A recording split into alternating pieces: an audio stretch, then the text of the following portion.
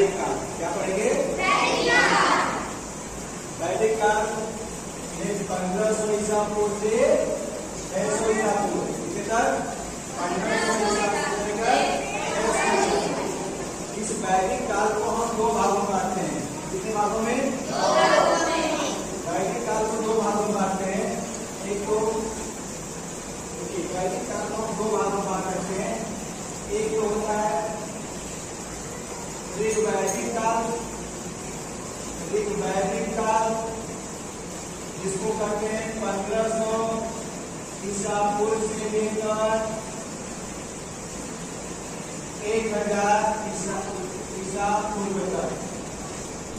दूसरा काल होता है उत्तर वैदिक काल। क्या होता है? उत्तर वैदिक काल। उत्तर वैदिक काल को हम दो कितने समय पढ़ते हैं? 1000 ईसा पूर्व से, वेरी गुड, 600 ईसा पूर्व तक। देखिए ये जो ऋग्वैदिक काल है इसको वैदिक काल क्यों कहते हैं? ऋग्वैदिक नहीं, वैदिक काल क्यों कहते हैं?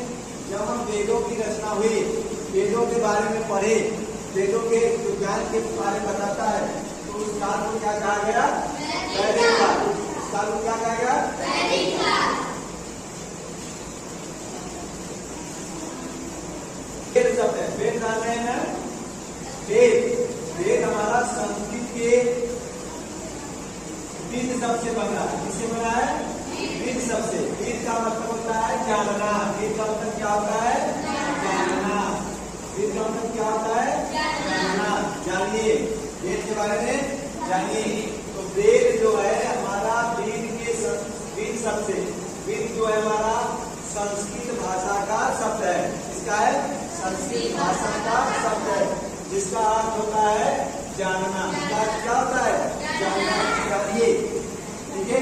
तो जिस काल में वेदों के बारे में हम लोग जाने उसे कहा गया वैदिक काल। वैदिक काल को दो भागों में बांटते हैं। ऋग्वैदिक काल जिसको 1500 ईसा पूर्व से लेकर 1000 ईसा पूर्व। एक उत्तर वैदिक काल है उसको 1000 ईसा पूर्व से लेकर 600 ईसा पूर्व। अब इस वैदिक काल में 3 वेदों की रचना हुई। 3 वेदों की रचना हुई। वेद होते 4। कितने होते हैं? 4। कौन कौन? ऋग्वेद, यजुर्वेद, सामवेद और अथर्ववेद। कौन कौन वेद होता है? वेद कितने होते हैं? 4। कौन कौन? ऋग्वेद, यजुर्वेद, सामवेद और अथर्ववेद। तो जो अथर्ववेद